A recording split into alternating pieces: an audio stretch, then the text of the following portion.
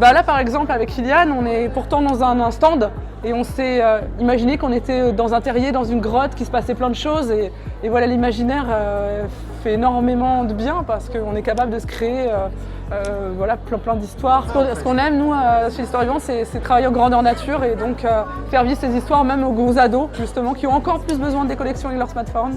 Ils y arrivent très bien quand voilà, on part 3 jours en immersion dans une histoire complètement voilà, scénarisée en fait. Il y a toujours une quête, il y a une chasse au trésor, il y a plein de mystères qui se passent et ça donne envie aux ados de participer. L'idée a commencé quand j'ai voulu travailler dans différents milieux où le livre n'était pas forcément au milieu du quotidien de la famille par exemple et comment le faire intégrer la famille, comment donner aux enfants envie de lire, c'est en les faisant jouer avec les mots, avec la lecture en fait. Et c'est ça aussi qu'on essaye de faire valoir, que c'est important de lire, d'avoir le livre et de raconter parce que voilà, le vocabulaire, les histoires qu'on raconte, c'est essentiel pour que le jeune ait des billes pour rentrer à l'école après plus tard. Alors la prochaine aventure, on va à l'assaut du Mont Alban à Nice.